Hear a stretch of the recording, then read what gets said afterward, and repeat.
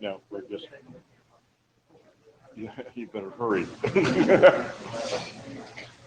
All right, I'm only going to do one of these sheets. I don't think we're going to have enough people. Henrik asked me to send him the diff, so I did. Let's see what he does.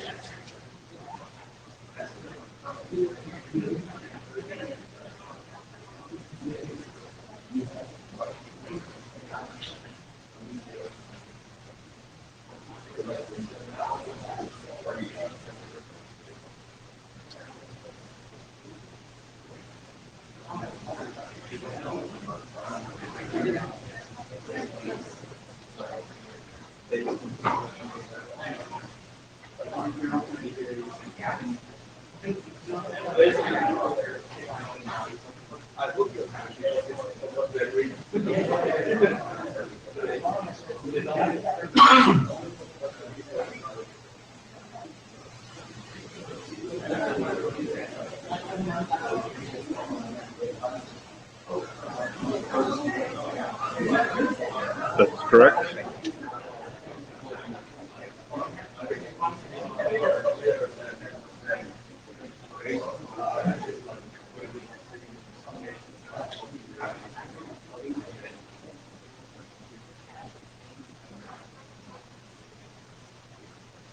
What's the magic for getting into swap display besides this? I haven't used my new release yet, so I don't know the answer to that question. So, Adam, what's the magic in PowerPoint to get it to decide that the presentation display is the other display?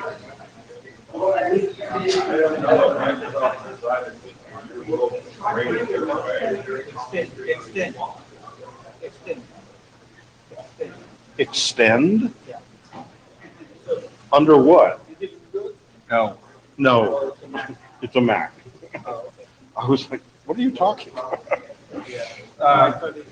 Here, I'll show you the problem. That's the problem. Oh, there it is. Oh, that isn't bad. I just couldn't see it up here from the shallow angle. Thank you.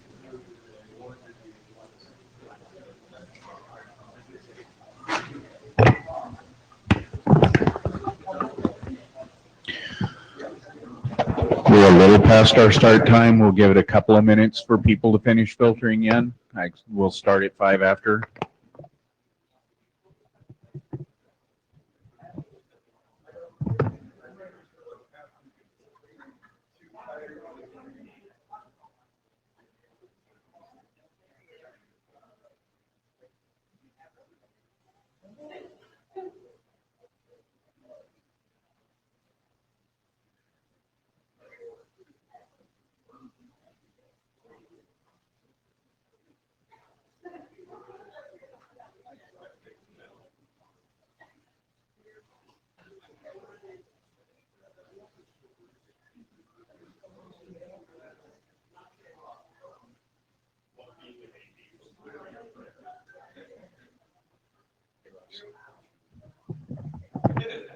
Russ.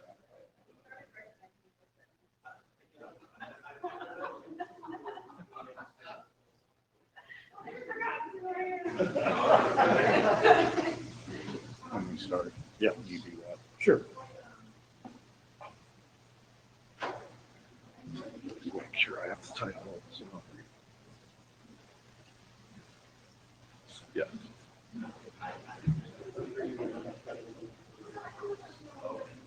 From the front. You ready? Sure. All right, we'd like to go ahead and get started. So, Alyssa, would you come up, please? Before we get started with the agenda bashing, we're going to outgoing AD bash first. So, we got Alyssa We got Alyssa a copy of Bob Marley's Legend album because it has on it the Stir It Up song.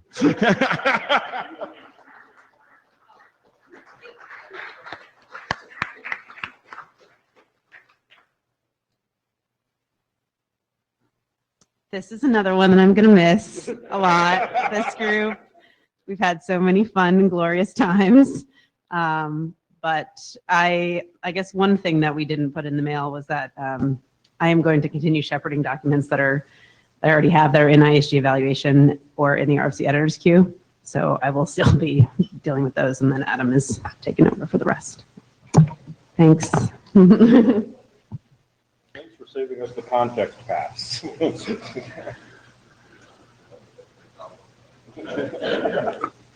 So Pete Resnick has agreed to take notes for this session. Thank Pete. Would like to get a volunteer for a Jabber scribe right quick. Thank you, Colin.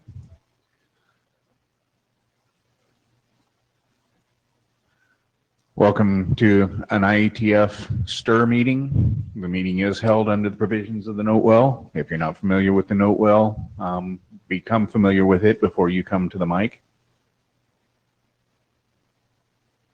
Our agenda today is much shorter than our allotted time. Like about 7 other working groups, we ended up with an hour more than we asked for. I do not expect that we will use it. In fact, several of us have made plans to use that hour a different way.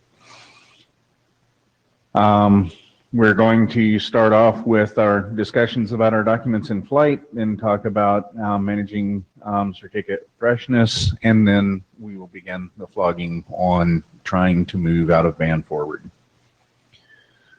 So with that, do we have any last minute bashes to the agenda, requests for change? So John, if you go ahead and come up. In the last 2 days, there's been a little bit of a discussion of STIR certificates. Yeah, there's like 50 STIR certificate slides in here, actually. Okay, It thank says you. it's just 4474 BIS. So, but not the freshness part, just the.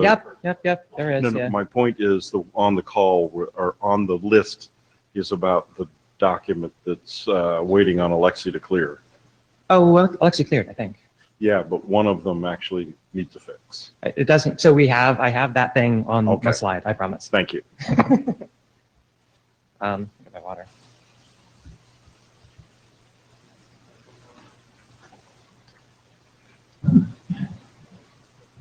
Oh, I have a slide shifter. I can either instruct. Yeah. Okay, sure. So I'm John. We're going to be talking today about the 3 documents that are pretty much done at this point, thankfully. That's RFC 4474 BIS, Passport, and then certs. RFC 44 BIS and Passport, they kind of are the over-the-wire, bits-on-the-wire component of STIR, and certs is what we think we need to do to try to articulate how the protocol interacts with trust anchors and so on. Next slide. The good news is I think we're pretty much done with these things in the sense that, you know, we've been working on them for a long time. We did a working group last call. We got them through the ISG, and now all the ballot positions are clear. There's still a little bit of cleanup to do, and some of that cleanup is actually on certs, on the certs draft. So we're going to talk a bit about that, but basically this is at a point now where we can pull the trigger and release these when we feel like it. We're just going to hold certs at least for a little bit to make sure that we get this stuff taken care of. Last minute fixes. Yeah, so, you know, because Chris and I were doing this separately, and then Sean was doing some passes of STIR certs, and I was at 4474 BIS, we had a couple of synchronization problems across the drafts. Sure. So one of the main synchronization problems we found anyway was just about the bare syntax, especially the way that we were talking about telephone numbers.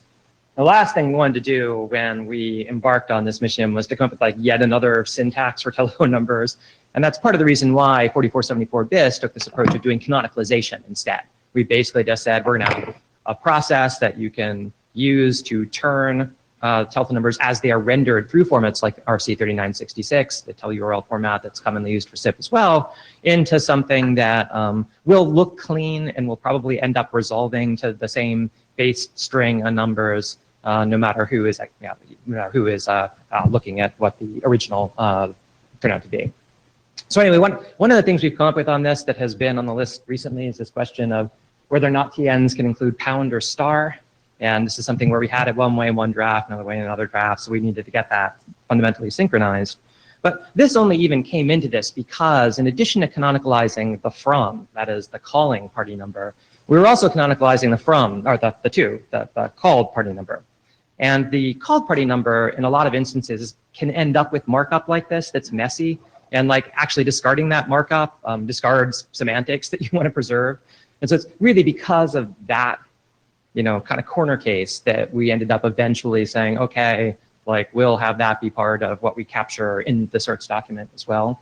I don't know, is Mr. Hammer in the Jabber room, or he's not in the room, is he? I think I see him there. I've known Mike for a long time. I know he knows his numbers. I think what we've got, so Russ, from your interaction with him, so what do you think we need to tweak on this? I guess we went through working group last call. We've now gone through IETF last call with the pound and the star included, even though range, when you have a number that has a pound or a star in it, you say, and 19 consecutive numbers following it doesn't necessarily make sense.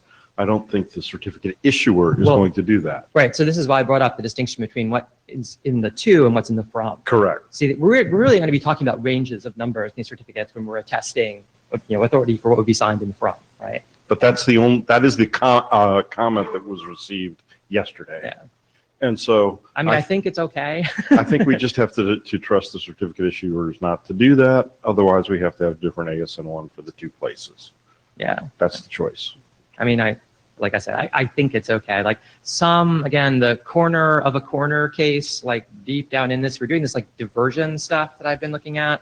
I can maybe see cases where that would interact with this. So, I don't want to dismiss it out of hand. But at the same time, I think it is a sense, you could do reasonable things with this that would not run afoul of it. CA policies. So does anyone think we need to take the step to define in range a number that does not include star and pound?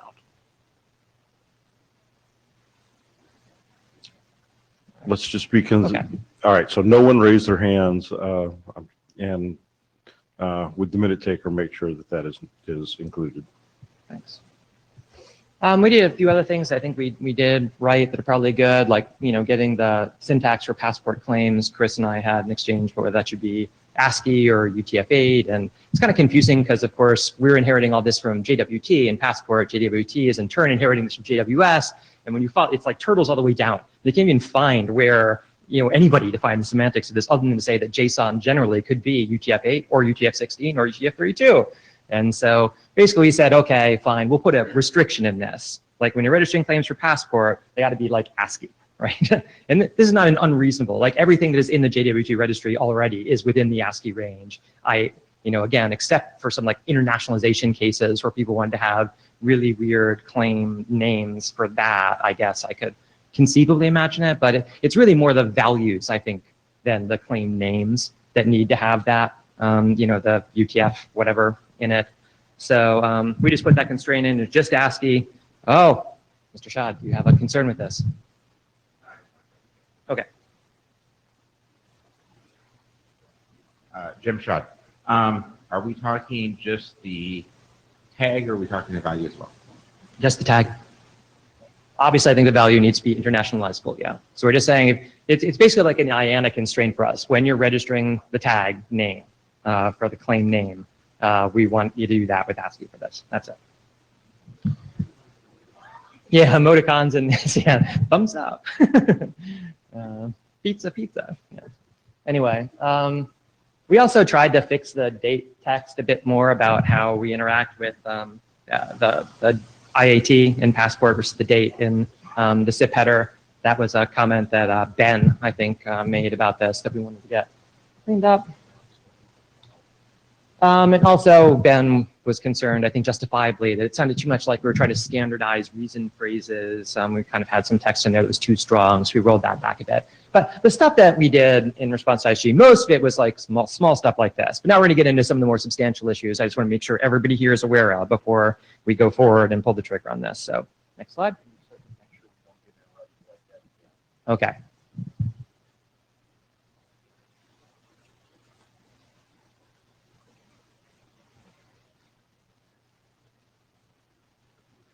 Yeah, this now works. Okay. This is an interesting one. So this might require a little bit of a backstory. So a little ways back, we thought we were going to have a level of assurance indicator that was going to be in the cert itself. That kind of gave a sense to you of how high the confidence was in the attestation of authority, control, assignment, whatever you want to call it. And none of these words are perfect, right? But whatever the relationship is that we're binding these telephone network resources to these certificates, we thought it might be handy to have like a level of assurance, which is something Addis was interested in.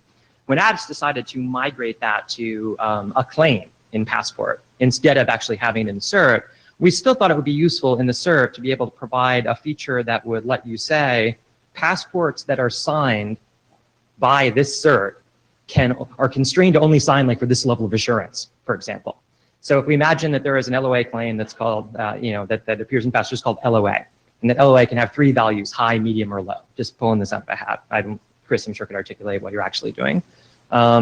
We could then put this thing we call the JWT claim constraint into the cert that would say, for passports signed by this cert, if there is a claim of value confidence, it has to be low, right? And this would be something the CA could kind of levy on the certs that were issued to make, and this would depend on, again, who you were issuing the certs to and what role they have in the network. But we wanted to turn this into a generic capability because we thought, that's useful for this, but I could also imagine, let's say we're doing something like CNAM, and I wanted to be able to issue you a cert, and let's imagine it's an individual TN cert. I know there are people in this room that believe that there is no such animal, this is a unicorn, but let's assume that it exists for the moment.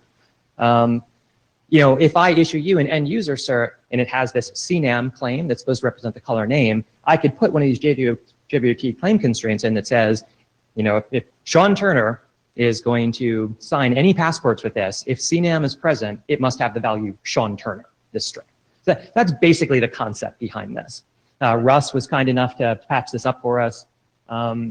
We ran into a couple of problems with this actually in ISG review. One of them was that we kind of first phrased it like it was both a blacklist and a whitelist. Like, okay, we're going to phrase this so, if when we issue a cert, we can list here's the things that you're allowed to use and here's the things you're not allowed to use. Well, it turns out that having both a whitelist and a bad list ruins all these good like additive permissions properties we tend to like in designing security systems like this.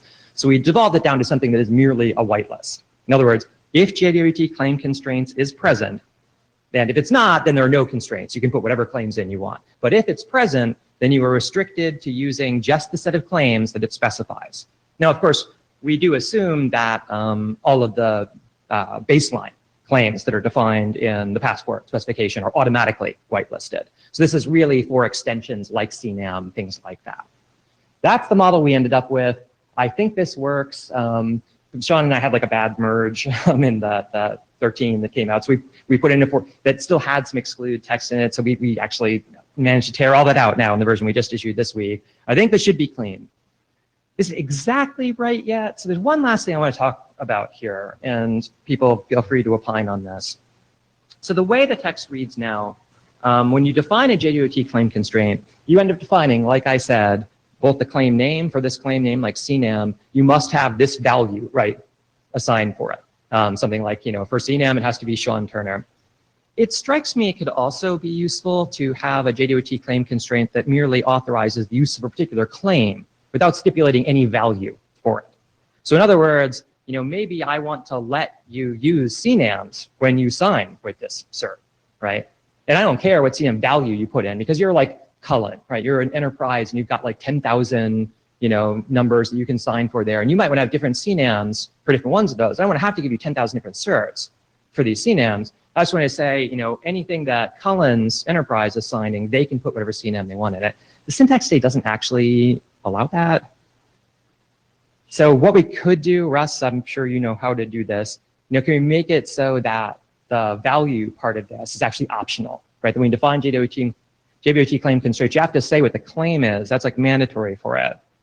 but the value part is something that we either can include or not. So the way it's defined right now, if the extension is not there, you're not constrained in any way. Right. Second thing is, if you put a constraint in, you're providing a list of values You that are. the field may contain.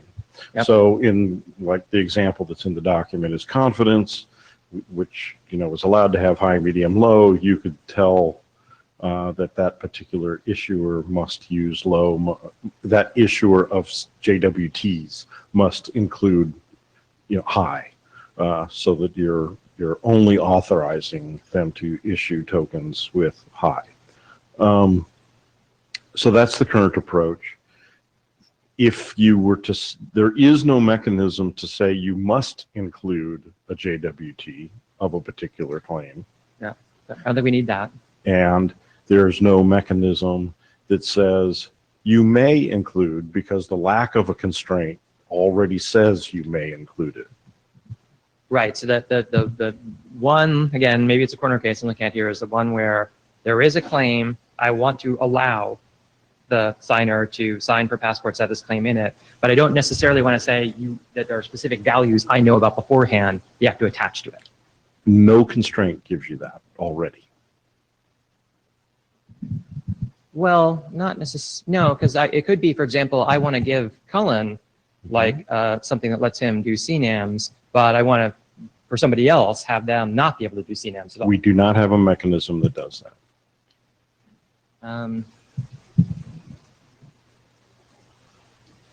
Actually, we must have a We mechanism do that does not. that. I can tell you how to do that myself. I can put null is my JWT claim constraint and say that's the only claim that you're allowed to use is null, and therefore you can't use CNAM or divert or anything else. But I mean, that is a hack. There's a workaround. But I mean, the point is putting one. If we just put one thing into the claim constraints field, necessarily you can't do any of the other claims, right? No, you're not saying anything about the other claims. But it's supposed to be a whitelist, right? In the sense of No, it's a whitelist of values. It has Okay. nothing about Right. names of claims that are not listed. okay. So we need to we need to Right, shop so if this. you have, Right. if that is a requirement, this document doesn't do it. I suspect that's a requirement, but Chris? Can I make Yeah. a comment? Yeah. Chris went, for shaken, we would need that for specifically RJD, which we Yeah. cannot determine a priori what the value would be. Yeah. You could make the argument for a test that you could say it's one of three values, but Well, so I think probably for a Ridge so if we were going to ID, use this mechanism. So do you want to mandate the inclusion of a claim of that name? I think we would, yes. Mandate, right? Any claim that doesn't contain, It would be like if you were to use the shaken extension, you must have a test and RJD claims, set of claims. so when we spoke at SIPIT, that wasn't a requirement. well, That's- but the point is So But it is you now. have a whole we- separate we- profile, we- Chris. Like we you, don't have to use this Right. mechanism, but No, I'm just, Yeah. so this is, I mean, Chris, you have a whole separate profile, right? For shaken, you can just say this is required for use of shaken, right? Yeah. I mean, you have a whole separate layer True. that like plugs in on top of all this, right? So I mean, true, but you can't mechanically no. restrict that, right? So so like I said, I think we don't quite have this yet, I suspect. So let's talk about this a little more. Just as note taker, so I understand what I've just written down. Yeah. I'm hearing Russ also say this really can't be used as a whitelist in the way in which you were envisioning it, because you can't say constrain it to this and no others. that's correct. Yeah, I mean, the value of that, again, because we can't anticipate possible extensions, we wanted to have something that looked more like an additive model. What we want to avoid is a model where, well, I guess we want to create a model where CAs can ultimately deal with entities that are generating certs for that they want to disempower in some crucial ways because they think they have a different status in the network, right? And we need to have, I think, a flexible tool, as unfortunate as it may be, for disempowering people. And- Henning, I want, this is, since I don't understand fully the constraints and the syntax, is there a way to do wildcarding under that? Not right now, no. Right now, by not constraining it is wildcarding. Right, but I mean, if you wanted to say, you have to have this tag, but you can use any value. If you could put a value, the star, Oh, sure, whatever. sure. Right, that's all I'm saying, right, yes, Yeah, we would add and- something like that. I mean, it's a special case. You can't, it would be whatever machinery you would have to crank would be stir specific, but I suspect it's unavoidable anyway. I don't think you're going to put that into some generic. So is that? That would Is work. that allowable Yeah. in by, I'm sure there's some way to do this is in, there, I mean, is there some ASN.1. version of the equivalent of what you have in wildcat certificates? Main names, where you also have some version of that. yeah, I mean, there must be a way in ASN.1 to just say So this belongs to everything. would a list of claims of a particular name or list of names must be included?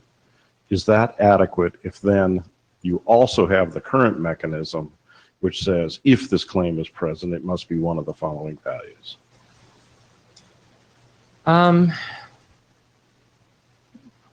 Probably, I mean, it feels like we should be able to collapse those into one mechanism rather than having like two separate lists. No, I mean, it'd be in the same extension.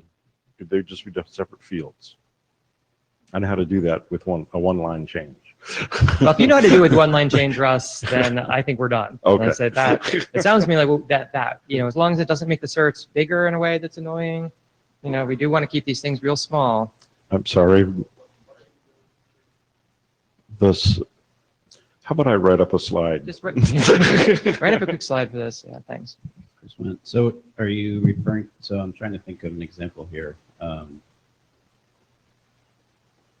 Base claims can be covered as well, right? So like, for example, telephone number would be, Well, so we have Orig and Dest all are automatically what do we whitelisted. have? The policy part covering that, the policy OID? Or no? How so? That's not that's not intended. This is only for It would- extension claims? It's only for extension claims. Yeah, okay. Yes. Well, or we could include it's however we describe it, but the base three should be there, right? I mean, You can't exclude one of them. I mean, TN auth list, right, provides the property already. This is the telephone number for which. Yeah, right. Yeah. Exactly. So, I mean, think about it, it's like similar to that, right? Yeah. We're just trying to find ways that we can, a flexible, extensible mechanism we can use to say, we want to put other restrictions on what passports signed by this certificate are allowed to attest. So it's very similar to, TN was kind of our starting case for this, right? This is a attempt to genericize that. I mean, to me, unfortunately, I didn't catch that, and I was imagining this to be more of a, you must have these claims type of Mhm. mechanism. Okay, well, Never said that.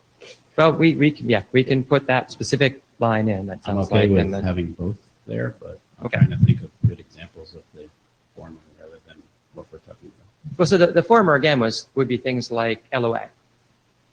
Like I said, right, where if LOA is going to be present, you know, you can only issue LOAs of low. Yeah, remember, that's where we started on this, right? So this was the attempt to take that and turn it into something that would be useful for other extensions we would be anticipating other than LOA. Yes. And I'm still not quite clear. You mentioned the CNAM example as one possible one where you want to enforce that in this particular subcase, the way I understand the requirement is you want to enforce a claim for CNAM, but you obviously don't know because of the corporate example exactly which value this thing is going to have. It's just not possible. What is the value of having a claim that essentially can be in practice? That's what I'm still trying to understand. Well, so you Given know, that you can probably put some kind of, I don't know, in many of these fields too, I think that you. like an MTC NAM or something like that.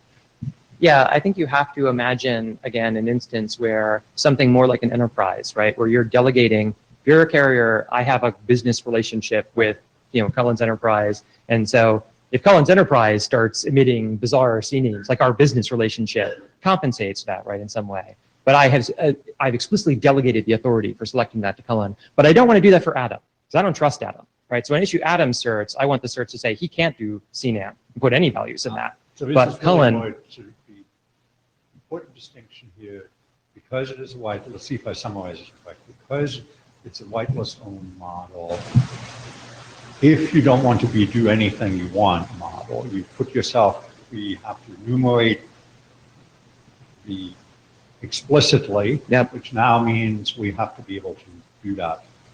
Understood. Both, I'm just trying to see, because I think I've certainly lost kind of, the weeds are kind of overgrowing my Sure, understanding. okay. So again, the question is, why wouldn't a wild card for the value in that case work? Again, this is purely semantic or syntactical question about how we do this in ASN.1. Russ is the expert in Put a that. star in it. Yeah, okay. If you can put a star in it and that works in ASN.1, then I think we're done. That's just, I think Russ is our expert on that. Regex in there, but- You're right, yes. Russ is our expert on this. Whatever Russ says is the right way syntactically to do that in ASN.1, we're going to do it that way. I don't know myself. All right, so I think we've talked about this. I think we have a plan. I think we could probably move on to another slide. Oh, I have the thing. I've had the thing so long, I haven't used it yet. I put it somewhere. This looks like it.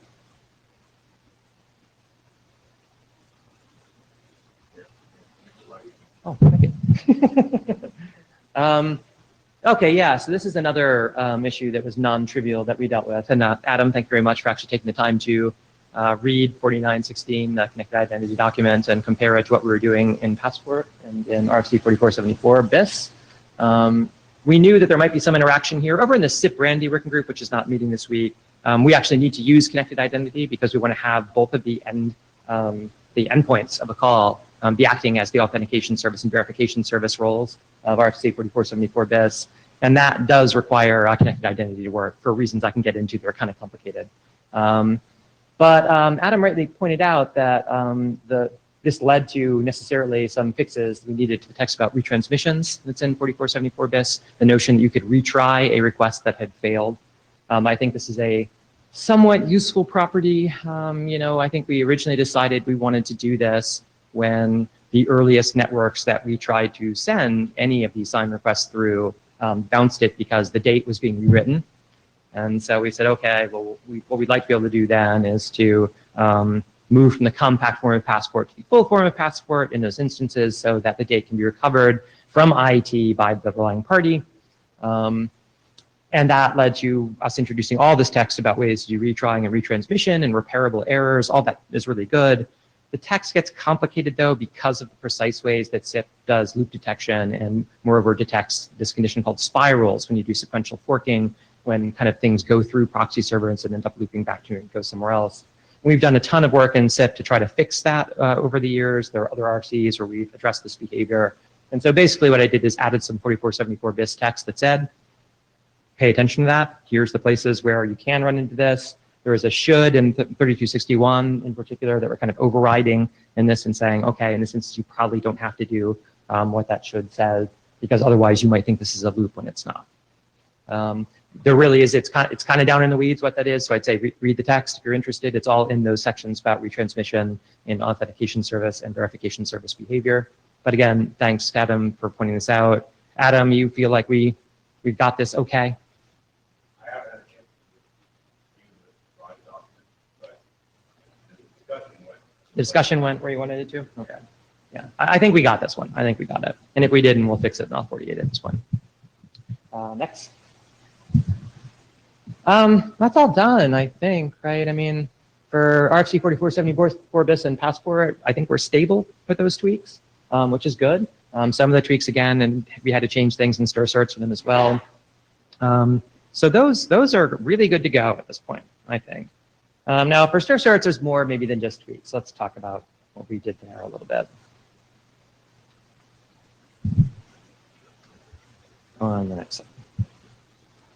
I was going to do these all as like separate PowerPoints originally, but then I just was like, I read the agenda and realized it was just going to be me, so just one PowerPoint. Next slide. So this document got some attention in ISG review from folks like Steve Farrell, a Surly professor at Trinity College or something. I think we have those blocking points now resolved, and actually made some very good points. These are important things for us to address and fix in this. There is one thing still outstanding. Ecker wants to have some better text in there about T and range arithmetic boundaries. He has sent me that text, and we will get it into a 14 or do it in a 48. It's just like a one sentence tweak that we need. But there are some other major changes that are still warrant some review and discussion. Yeah, there's been a lot of talk about this in the past like 4 months. I'm looking at you like Mary over there, you Addis people. All this like OCNs, SPIDs, alt SPIDs, lats faults. Yes, so we kind of, you know, as Addis figured out, and this is your problem, right? Like what an OCN is. These are all identifiers that are specific to the telephone network that you use to identify who carriers are. They're not IETF identifiers, and there's this organization called NICA, right? The carrier group that, NECA, that does this. They assign them, and their format is defined in these ATA specifications, and like, they're really important though for us in the sense that we do want to be able to have basically the subject of a certificate that we issue for this be the carriers, an identifier for the carrier that is responsible. We went through a million iterations of this trying to figure out what the right way to do that was. We eventually lighted on OCNs, but then people started asking harder questions. Well, okay, that works for like North America, right? But like, what do you actually do for this, you know, in Europe? What do you do for this in like Asia Pacific? And after like a lot of going around that particular maypole, we've introduced a new concept that's called service provider codes. This came out of Addis. Basically, this is just like a ASCII string, and we assume probably for the shaken profile that it will conform to OCNs and look a lot like OCNs do.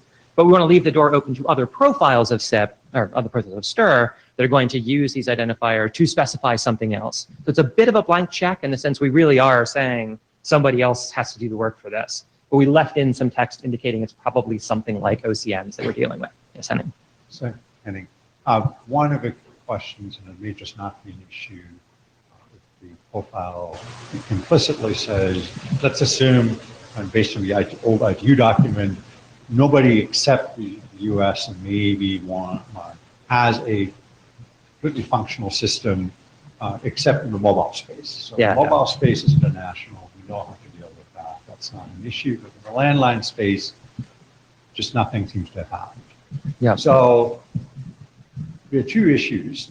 Namely, one is there ever a possibility, because it is not described that this is an OCN, that you wander into whatever Canadian or Mexican territory accidentally, and now what you thought was a NECA OCN is now something else, something you don't recognize, but it is you look at this and says, I think this is a whatever Italian carrier code, and no, it's not. It's an OCN, but I don't know that. Yeah. So I think there is an answer to that. That's a pretty good one, actually. Which is, again, all these regions have they're going to have their own specific trust anchors that issue and attest these things. In other words, things that NECA attests, and maybe some surrogate entity actually defined by the trust anchor. It's defined by the trust anchor. And so when you go to whatever other country, even if they happen to use identifiers that look a lot like ours, right, then they'll have a different trust anchor that's I think that should be documented, just so that because again, if you have a string that is otherwise undefined,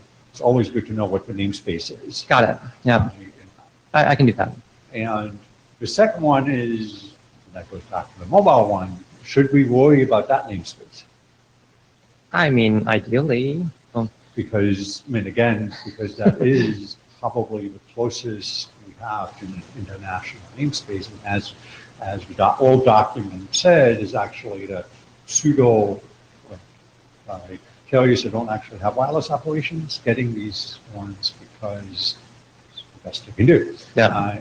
So I don't know if I don't think we need to worry about it now, but at some point, I suspect that is actually a very helpful thing, particularly because of wireless roaming and other things that are happening where I want to be able to do that. I guess as 3GPP picks this up, obviously, which I understand they are, I'd be happy to work with them to make sure that, I mean, the only thing, maybe Krister, you know, right? I mean, are we going to run afoul of anything by making it just ASCII? right? I mean, is there anything that would be in that identifier space that we're not thinking of, right? That might be outside that you don't think so? Yeah, I doubt it too.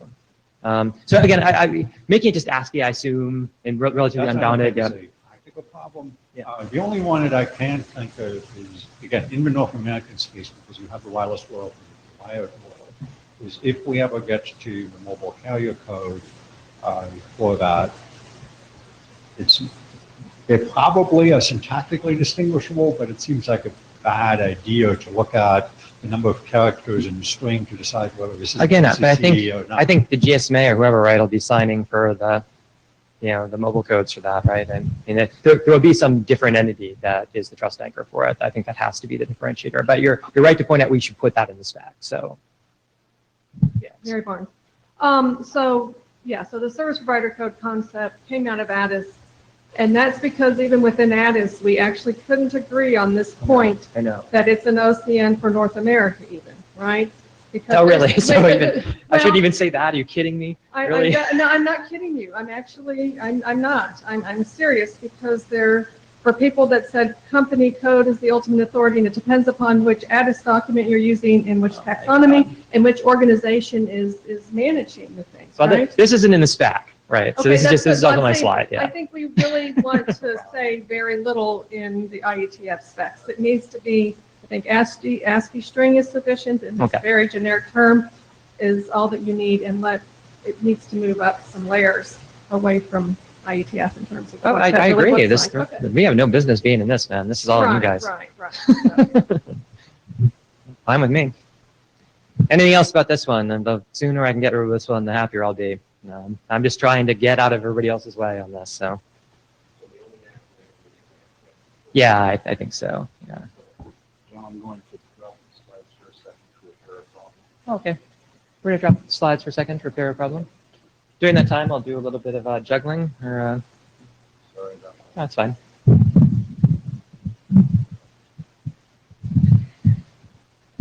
I'm sure I could look at what my next slide is, and we could start talking about it anyway.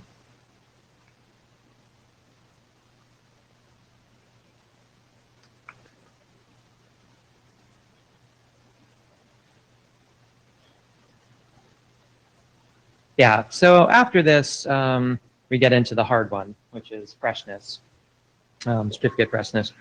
A lot of, we could just, was that some Bob Marley already coming in? Is that being streamed already? WebRTC? Yeah, right. Yeah, not today, no. So a lot of the concerns that we've heard about certificate freshness in particular here are about the data that we're potentially revealing when we perform real-time status checks associated with certificates. And Stephen had a number of points of discussion about this, but the main one was OCSP, and I'll have some diagrams to explain OCSP in a bit. It's a protocol to use kind of in real time if you're a relying party to be able to verify that a certificate is still valid when you get it. Of course, certificates can get compromised, or like all these things can happen to them. And because we are doing things with TNs that are kind of fancy, telephone numbers, we made some further tweaks to OCSP. And unfortunately, I mean, those tweaks do make the information that OCSP reveals more interesting, especially to the per-pass actors, as we call them, to pervasive monitoring systems. They're just kind of eavesdropping on the internet. You can gather a lot of metadata from it. And although there's some text about using OCSP with confidentiality, like you can apparently do it over HTTP and thus do it over TLS, that might help a bit. There's still a ton of metadata that's revealed by that itself. So we can and should do better. Next slide. But I really don't know that we know how to yet. And so after a lot of deliberation, what we've basically done is punted this. The text about freshness, we have a little bit of discussion in there about here's approaches. It's important to do it. But I don't think we're ready yet without some operational experience and maybe some further thinking about it to stipulate that any one true way to do this anyway. So this is by far the largest change to the Stir-Shorts document that came out of ISG review. We removed a lot of text that used to be in there that explained exactly how you do with this with OCSP, and that's now all in a separate document we're going to talk about. But People should know that. People should be cool with that. If people think is desperately important that we deal with certificate freshness at this stage, I am going to make an argument that I think certificate freshness matters. I don't think it matters so much we can't go forward with the STIR certs document without it, though. I mean, I think this really is something that we can go out and do some useful implementation work, even if we don't quite understand this perfectly yet. So, provided no one in here is going to get up and cry and say that if we don't get this right now, we shouldn't proceed. That is our plan. We did as well leave in this approach of providing a TN auth list by reference instead of doing it by value within the cert. And that actually gives you a lot of the same properties of this freshness. In other words, you can get a cert, and rather than having like this literal block that says, okay, these are the SPCs for which the cert is valid, you could instead have a just a URL, right? That will be signed by the CA, so you know it's a good URL, and there'll be an HTTPS URL, so you know that everything is properly secured for you to know you're talking to the right place. And when you do reference that, you will get this TN auth list object back from it.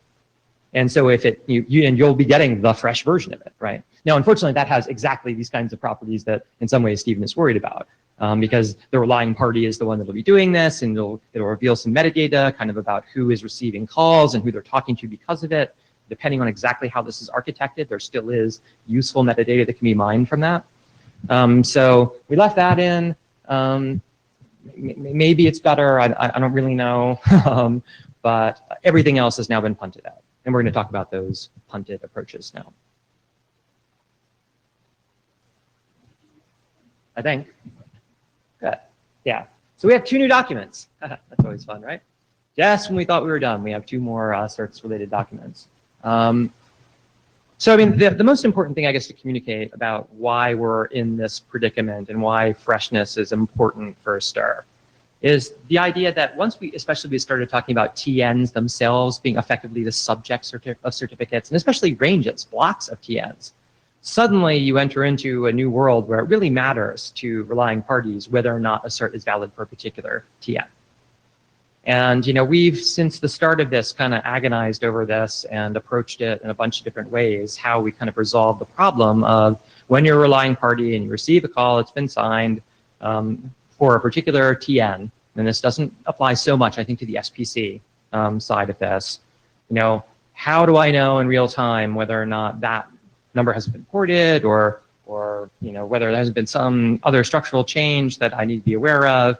And that it requires some either means of expiry or some means of real-time status verification that is going to let you know that the telephone number is still within the scope of the authority for that certificate. And again, if you're only doing SPCs, and Addis for the moment is only going to do SPCs, I think. Should you then not care about this? Can you guys all go to sleep during this? Well, let me try to convince you not, because some of the approaches to this actually, I think, have interesting properties, and you may still care about them. Next slide. So there are a bunch of ways we can enumerate to approach certificate freshness that are familiar in the industry. There are things like CRLs. There's protocols like SCVP, which is not used at all, I think. If you want to talk about CRLs and way to approach this with CRLs, you're welcome to write a draft. But I think the main approaches I'm interested in focusing on anyway are just OCSP and short-lived certs. Initially, we'd say these have very different kind of privacy properties, kind of to Stephen's point, but actually I think once we delve in and look at them a bit more, there are ways to skin both of them that sort of look very, very similar in terms of what information they leak and how that all comes together. I don't have, I think, a strong preference myself for either of these yet, so I'm not here to give you a recommendation. Actually, I think what I'm here to say is we probably need to go down both these paths a little bit more and actually do some specification work and understand them a bit more before I'd be prepared to make a recommendation, and definitely want to see this get out in the field and people do something with it before we make a recommendation around either of these. Next. So, I mean, the classic real-time credential validation story looks something like this. And this is my typical STIR in-band picture where there are signers there at that intermediary. You can imagine that intermediary on the left is an authentication service. It is ultimately going to emit signed requests that have the headers from RFC 4474 bits and passports inside of them. And then when those requests make it down to the verification service or potentially to endpoints, there's going to be this step of credential validation that's going to occur. You don't like the term validation? No, I don't like the term real time. Okay, real time. Very good. It, okay. It is happening at the time that SIP requests are landing. I have a separate picture for stapling, if that's what you're gonna say. That's great. I was just gonna like get it on the record. In the web, we've tried this and it was not suitable for real-time speed. So it's not done real time. Okay. Fair enough. The idea is, anyway, like, I mean, That maybe you can make OCSP servers that are also enough to do real-time validation, but. well, if can care you about- elaborate this? Because I'm not getting what your actual point is. Oh, yeah. I mean, so like in the web, you do an HTTPS connection and you really would like to check whether the cert's been revoked before you accept the TLS connection. Mm-hmm. To do that check, you call out to the CA's OCSP server, and you're blocking that TLS connection and the HTTPS request while that OCSP connection goes on. And I can get the Firefox stats, but like these things fail like some double-digit % of the time, Sure. and they time out after multiple seconds, and like Sure. OCSP is just awful. Like the web PKI infrastructure has not been able to deploy OCSP servers that are sufficiently performant to do real-time validation in this stuff. Okay. So like if you have tolerances and you can build your OCSP infrastructure good enough, like maybe this is in principle workable, but in practice it is not work for the But you'll at least agree this is the picture, at least the intended architecture for OCSP and how it is supposed to work with this. Yes, I'm going to show the stapling architecture in like 2 slides. This is the classic notion of how this stuff is supposed to work, right? The relying parties, when they receive requests, in this case signed requests, they go out and check in real time, hey, I got this request signed by the cert. In our case, we've added the wrinkle of TNs to it, right? So they say, okay, I got this request for this calling party number, and I'm going to look and see at the cert and say, okay, is that telephone number in the scope of authority of the cert that's signed for it? And you do this kind of as a dip at this point. Yes, I think so. So, to your comment a little bit is, in a different realm, we have a slightly related problem, namely for robocall permissions. Namely, there is a big problem that legitimate mass callers, think bank, credit card, electric utilities, that want to tell you that unless you pay up, your lights are going to go out, that type of stuff. They have a problem that people get permission to be called at some point. They change their phone number, they block their prepaid calling plan, whatever it happens to be, and then they call, and then the unwitting next holder of that number gets really upset because they get this call. And so there is a emerging and some existing real-time infrastructure that is essentially pub/sub, what we would call pub/sub, that essentially tells people when was the last instant that this number was reassigned to somebody else. It doesn't say who has it, it just simply says there was a transfer of entity, CNUM in effect, to that number. So I wonder if in practice, for carrier-based validation, it doesn't work for, so that information is available to mass callers, obviously, and carriers. They have it directly. There's apparently a consortium of entities and the major carriers that do that, that aggregate that data in that. So I wonder if in practice what people will do is something much simpler. They'll look at that data.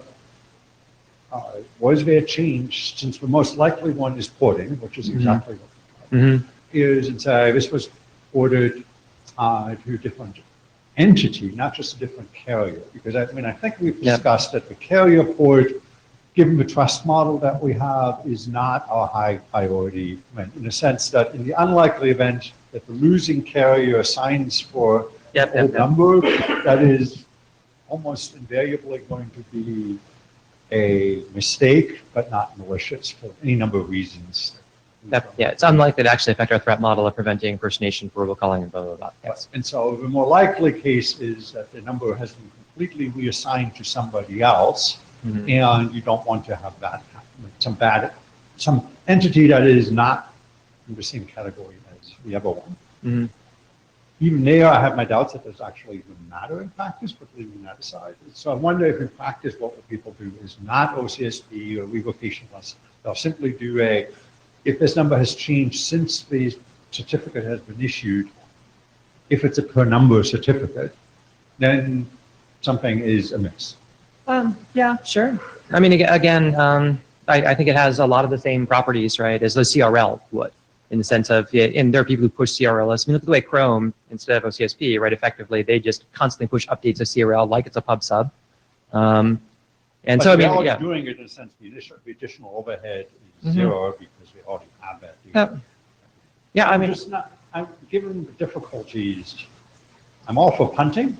yeah, so we punted. When that's. We have punted. We're now talking about which, Is, I'm just curious as whether we'll find ourselves in the case that this is going to be one of these things that nobody ever uses, simply because it's not a big problem in practice for the time being, at least, namely until our signing model changes dramatically, namely until you have per user signing, then I think we'll get into a different model. well, I think I'm 100% in agreement, but let me talk about short-lived certs because they also have side effect properties that I think are significant that are different from this. So, I mean, I wouldn't go as far as to say I don't think we need to be concerned about freshness because of that, because again, I think if we look at the short-lived certs approach, when I get to that in a couple slides, we'll talk about properties it has, I think are also useful for reasons that are not covered by that. And so, I mean, one thing, and this is an inherent one, going back to your original concern, namely the privacy issue, is that if you can get to a model that is conceptually similar to essentially kind of a pub sub in CRL or something like that, that avoids many of these privacy issues because it removes, there's no call information at that point. It is simply a, whoever had it, the number no longer does, which tells you essentially nothing. Yep.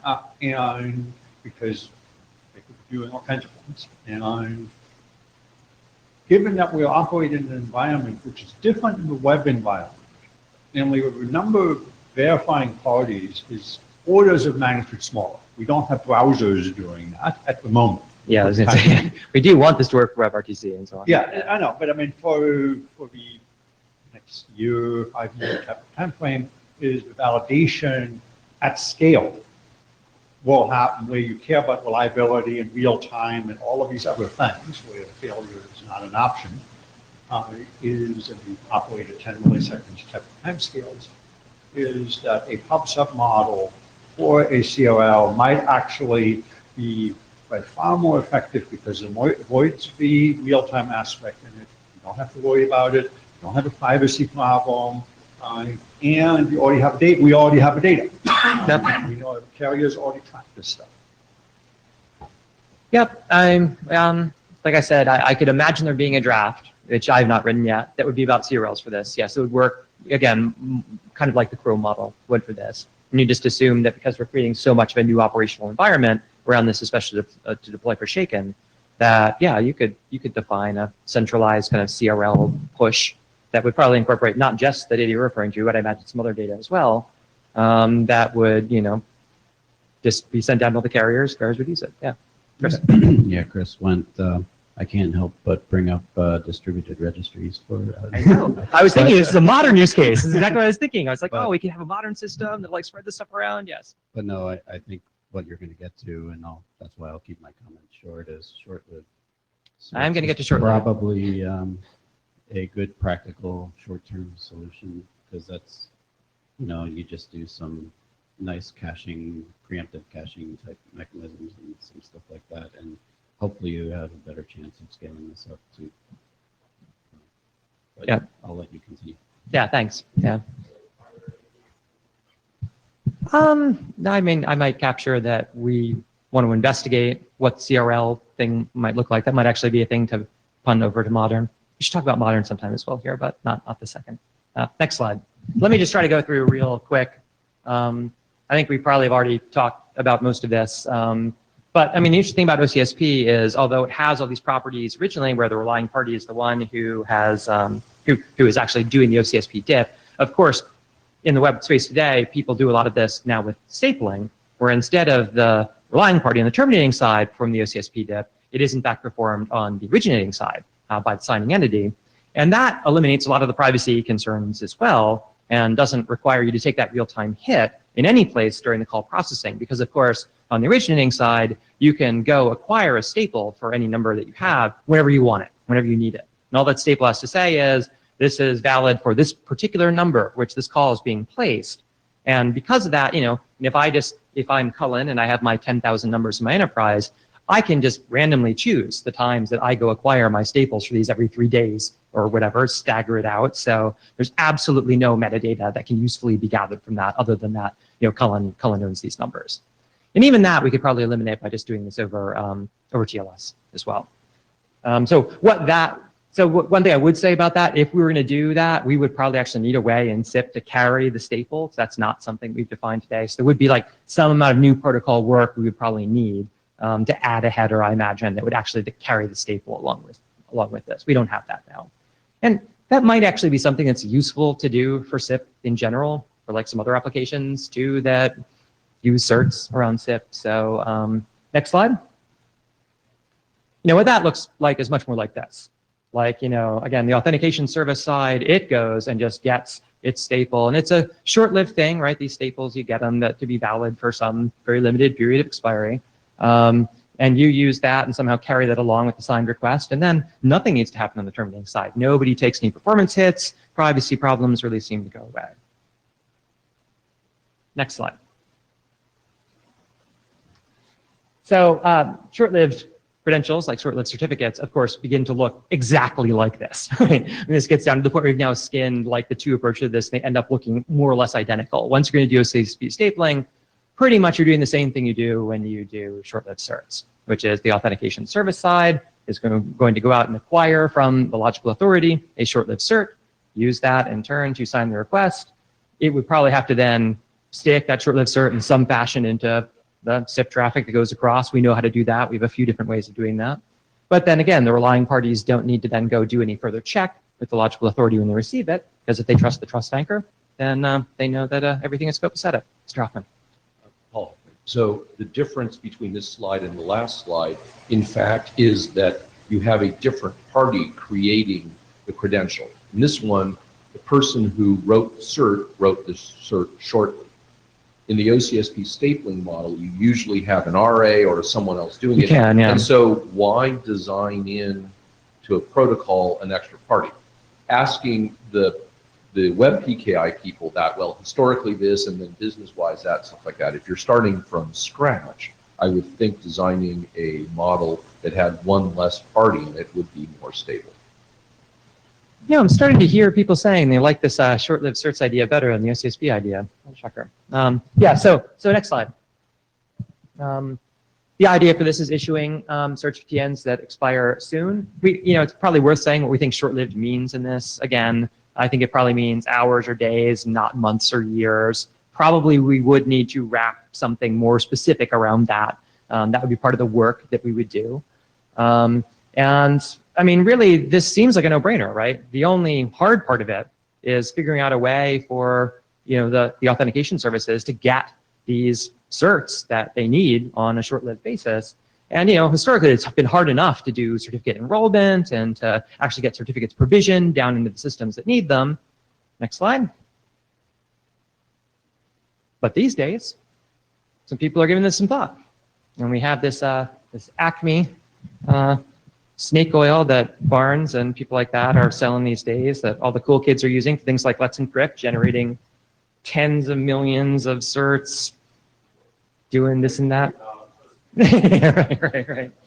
And yeah, I mean, so this is just based on the notion, you kind of think about, like, if you're the authentication service, you're acting as an Acme client, you have like an account with your CA, and the CA knows all of the names for which you are authorized to be issued certificates. And you can, you kind of prove to them how you're authorized to do that. And that could involve NECA if we're talking about the way carriers approach this. And if we're talking about weaker certs that are intended to cater to end users, there could be weaker proofs. We have some preliminary thinking about what some of that might look like that we have begun to circulate. Next slide. The really interesting thing about this approach, I think, is that it's not like just an end user approach. And this is, I think, been the cause of the most confusion when we talk about short-lived certs, we talk about having certs for individual TNs in this. The whole idea behind Acme that you as an administrative entity can have an account, right, with your CA, basically, and have a set of names, right, for which you are authorized to be issued certificates that you can just request as needed, means that even if you're a carrier with millions and millions of numbers under your authority, you can go as you need them and get these short-lived certs for just like one number, like on a per-call basis. If that's how you want to do it, right? And so what a cert for an individual TN means is not, this is a cert for an end user. It merely means I don't want to reveal anything else to you other than that this is a cert valid for this one number, right? I don't have to, if I don't feel like revealing my SPCs or anything, I don't have to. And I constantly hear from carriers who are looking at this, man, I really don't want people to be able to do like analytics after the fact, to be able to ascertain like what my number range is and things like that look like. Like this system is designed to provide carriers precisely that property. To give you all the certificate freshness stuff, and at the same time provide this property that you can just on the fly, to the degree that operationally you feel it is necessary to do so, retrieve these disposable instruments that let you, again, avoid all of those sorts of, carrier business privacy concerns about your network and your utilization. I think that that's a really useful property, even for shaken-like networks. And the fact that it gives you all this freshness kind of stuff straight up, I think this is a really powerful and compelling approach, and I think we should try to build it out a bit and specify it a bit. And it dovetails with other things we want to do with ACME and other things we want to do just that seem to be general security practices that are emerging as best practices today. Next slide. Yeah, Chris. So maybe I'm asking a question prematurely, but that solves the acquisition part, right? Not necessarily the distribution part. You mean how people then acquire the certs up here? I mean, we already talked about some of that with the certs, but so I think, unless I'm missing something. I think that, so RC 4474 BIS already has a way to tell you, here's the cert I'm using to sign this request, right? So if you're asking in terms of distribution, how you get the cert to relying parties, it's using the standard mechanisms that are in 4474 BIS. So I think that's pretty, it's unlike OCSP. OCSP, we would actually need to define like a new header. It's like, how do I carry this staple, right? Or we need to find some capability to carry the staple. I think we actually got that covered. Right. Well, it'd be nice. Yeah.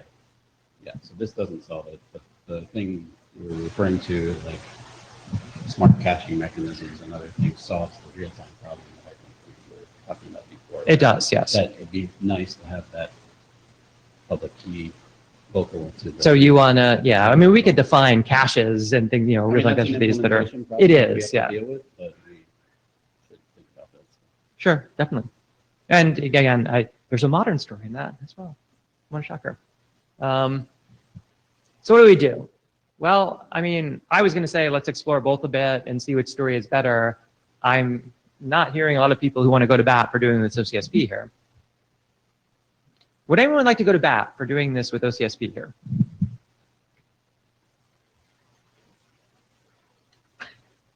Oh, I would just note that OCSP does not necessarily imply live OCSP. You could do stapled OCSP at the cost of each of the it's semantically mostly the same as short-lived certs. Yeah, I had a couple slides about that. Where you, yeah. Yeah, it just depends on like what you want your failure scenario to be. Yeah. If the external thing you're relying on goes down, do you want to not have a cert and force your relying parties to give a validity exemption, or do you want to let them just like say I'm not going to worry about replication? But semantics are mostly the same. It's just like Yeah, like I said, we have to do a little work, right? Because we don't actually know how to like do OCSP stapling with SEP. They'd have to like define some new stuff, right? Yeah, you need a little bit of protocol. Yeah. Put a slot. It would be another couple hundred bytes. Well, like I said, I mean, I'm perfectly content to try both and see what works, but I was actually floating that in terms of, is anybody here saying, does anybody here think that OCSP is better than doing this with short-lived certs with ACME, and that we should, because of that, we definitely need to go down the OCSP path? Apologize. I mean, no, in fact, I think it's quite the opposite. Even though they might be very similar, or OCSP might be even slightly better, technically speaking, I think from a pragmatic way of what people are willing to implement, you have to implement short-lived cert. You have to implement a lifetime on the certs anyway, and what that lifetime is doesn't change your code. And we just end up with short-lived certs being much easier for people to get their head around and to implement. Sure. Yeah, and I think despite my raising all these other options, I ultimately I probably agree. We have more, right?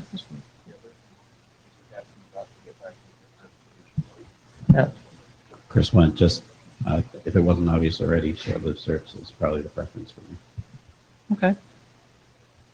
Or any other people over on the ATA side who are, I know Mary has an Acme draft now. It's a pretty good indication of where she's thinking. Okay. Oh, great. Why don't we look at Russ's slide? Let's do some real-time protocol design. Yeah, no kidding. That's always how you get the real quality stuff.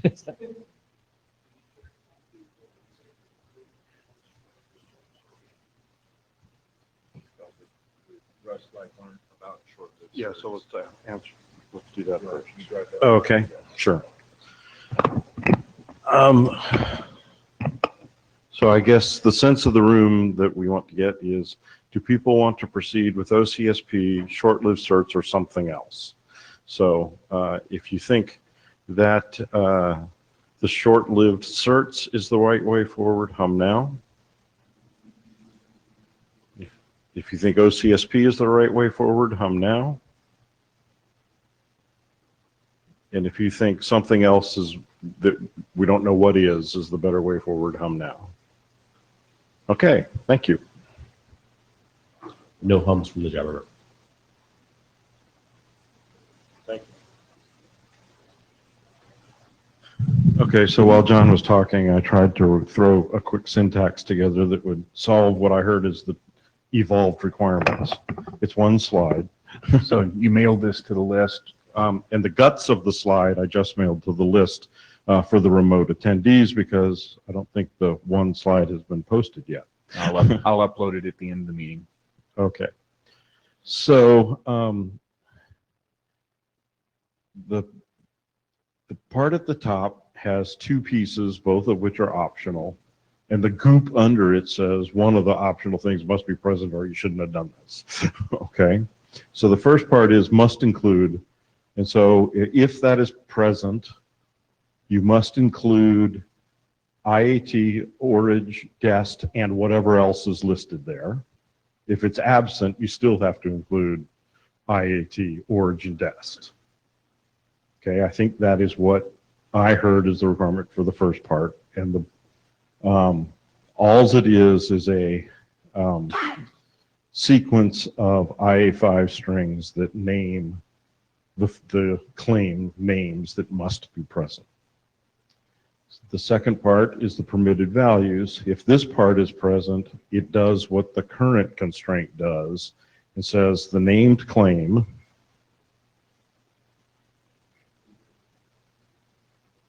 if it is present must contain one of the values listed. So I think that gives us both parts. And what are you shaking at, Jim? Did I screw the syntax up? Because I didn't run it through the compiler. No, you and I are agreeing on this. Why this is sort of bike shedding, but why IA5 string instead of ASCII string or even UTF-8 string? Why prevent them from using characters we like? Yes, this is bike shedding. It's not about your design. Because that is what is in the draft that has been through the last call. Sorry, I didn't know that. Okay. I understand, but so that was just a mistake that far. Then this is bike shedding. Don't go there. Okay, yeah. This is what I was talking about. Like a lot of these were secret. IA5 string get this far.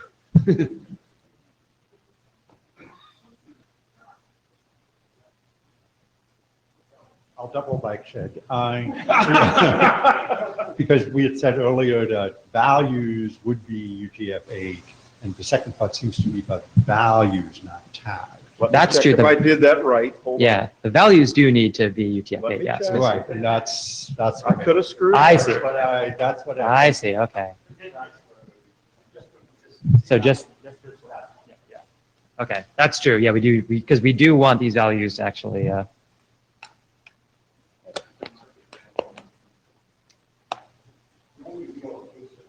is that it would be like a internationalized domain name would be a Or, realistic, or even a person's name, a CNAM, right? I mean, yeah, or a company name or something. yeah, we want these to actually be internationalizable, yeah. Well, that's the biggest change we've made all day. Okay. All right, very good. Okay. Because the current document says IFI.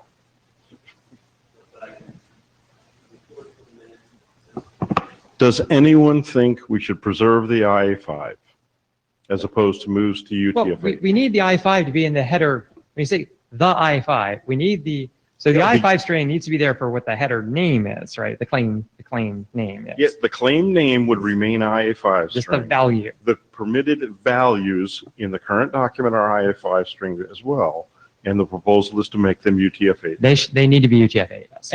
And never mind what the format of the strings is, the overall proposal is, I liked it, as everyone else likes it, we're good with that? Yeah.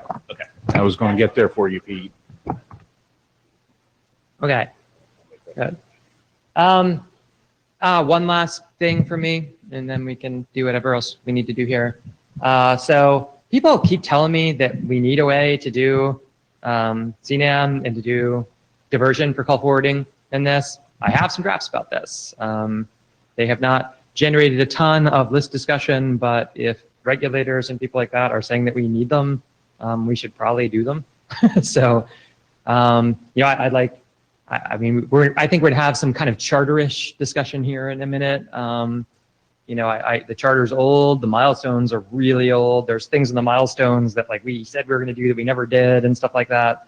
I think we should adopt some stuff like this and do whatever process structures are required to get these things adopted because people seem to need them. Chris went +1 to that, where we also feel those are important in the ADIS community. Yeah. And myself personally as well. Yeah. These two are no-brainers, right? I mean, we just need to have these things, and everybody's asking us why we didn't put them in the base, right? So, I mean, yeah, we'll put them in. Anybody think these are terrible ideas? We shouldn't do it? Okay. That's it for me. Thank you. All right, 1 second. So we had at the end of the our working group session in Seoul, agreement in the room that we should add milestones towards approaching a piece of what John was talking about earlier, exploring the integration of Acme and STIR. And the conversation today reinforced that there is appetite in the room to work on that problem. Any comments on that? Anybody want to rush to the mic? And all right, so we also had agreement at that time to add whatever we needed to do to the charter, be it milestones or text, that this group would work on passport extensions. We've reviewed the charter in between, and we believe that we can do that just with milestones, that we don't need to do charter text surgery to do the passport extension stuff. So it's our intent to just start to work with the ADs to lay down milestones to do passport extensions as they come up. John just proposed a couple that there seems to be energy to work on, interest on taking on. Does anybody here have a problem if we approach the ADs about dropping in milestones for these two particular extensions? If you think this is a good idea, let me just go ahead and turn this into a sense of the room hum. If you think it's a good idea, we start working on this as a group, hum now. If you think we shouldn't, hum now. So we will work with the ADs to straighten out the milestones, get rid of the cruft, add what we just talked about. If you don't see that happen in the next, 2 or 3 weeks, please make some noise on the list. So Let's talk about the cruft. One of the cruft pieces that I never started writing about anyway, was like a privacy analysis draft for this. I think that that was put on our plate, I think by the ADs at the time that we chartered. It was like, this looks like the kind of things I'm going to do privacy analysis of. I might suggest that we just try to find somebody to look at this, to do that. I have a couple people I might suggest for that. So, so rather, Rather than if that strike doesn't it. corrupt, yeah. Like, Right. maybe that's something, I can, because look at the stuff that Stephen was talking about, right? Sure. We came out of this, so, I mean, I don't think it's a bad idea. I don't think I'm the person to do it, because I've been doing all the rest of it, right? Somebody who isn't me should say whether or not this is actually has a privacy story. So let's find somebody and actually get it done. All right.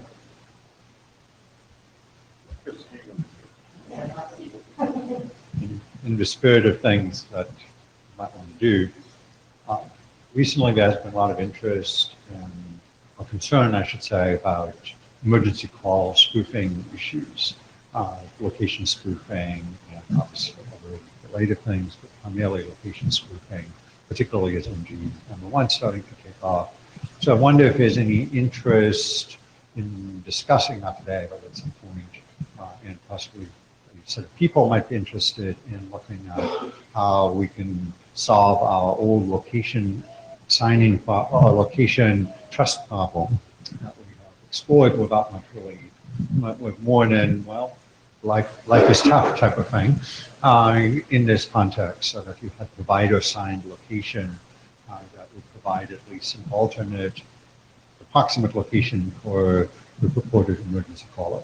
So I'm curious if there's any interest in pursuing that. Yeah, definitely, John. Again, I think we looked at this a little bit, and yeah, this is a classic case where I think you could do a passport extension, probably be a more structured extension, right? That would allow you to capture the necessary location fields and so on. But I think similar to the CNAM, I can imagine it in the way you actually read the CNAM draft. There's kind of a first and third party story. In other words, there's a story for how you generate the passport object when first party is attesting the caller name. And then there's a way to do it as well for like a third-party attestation to generate a passport for that. I think Loki should be very similar, right? You probably have both. So you've got like a list or something, it's offline. Do you want to have the generating the third-party attestation? So I think it would be pretty straightforward to do. Chris, yeah, I think that would be a great idea. I have another issue that we're starting to look at that I think might be valuable. Just wanted to get some feedback on it. It is more service provider specific, but it's the problem of validating a service provider validating telephone numbers coming from the customers that are known by the service provider themselves and providing credentials. So I may provide some text on that. Good question, but I just want to. Yeah, I'm actually thinking using identity header and swapping some mechanism like that. But Actually, it does. I think Henning, I'd be interested to look at that emergency. So, be willing to work with. All right. When we chartered this working group, we identified a couple of large chunks of work that we would want to attack. And we had in the charter text a strict ordering on them, the in-band and the out-of-band. In-band has been shipped out of the group, modulo the small things that we've been talking about. Out-of-band still stands in front of us. Who's going to be working on it? Can I get a show of hands for people who are willing to attack out-of-band at this point? Once JSIP's done. Which it is. Awesome. I'd also like to suggest that scheduling skins quick has deprived us of a couple of the people whose hands would have raised, yes, definitely. So yeah, that was an unfortunate conflict, but we couldn't argue that it was a fatal conflict. So here we are. Some of Ecker in particular was a major contributor to that. He is now very busy. If you believe you have interest in cycles and are willing to take on being a driver in the form of a document editor, perhaps, I would very much like to hear from you. Yep, we've got a document started already. We do have a document, and yes, Ecker and I are writing it, if I recall. So, and this stuff hopefully is off my plate pretty much, right? Yeah. So, Well, if you're willing to continue on, but I would like to, So what we we keep need- putting so much on your shoulders, man. So I mean, I think that these little passport extension things, these are not like going to be a big deal, I think. No, I think this is the main part of the work we have left, right, is to do out of them. There are technical problems in that we don't know how to solve. What we need realistically, is an interim, right, at least a virtual interim, to actually dig into this for a day between now and summer. And I think we do that, we'll come out of that with, I think, in pretty good shape to have a good preso on that. Obviously, I think we have some of the acting parts of that.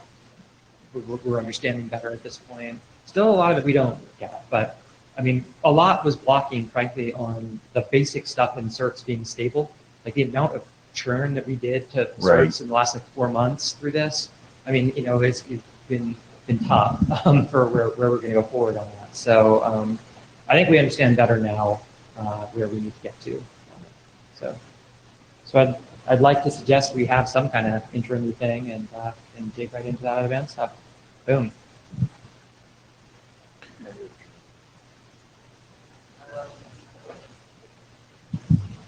June sounds like a time farther in the future from May. That's usually good. shoot for something in June. I believe we've exhausted what we had on the plate for today. Unless somebody runs to the mic, I'm going to declare the meeting closed. Thank you for your time investment. You've got a little bit of time between now and any lunch meetings you might have. If anybody wants to get together and move some of the things that we just talked about forward, please do.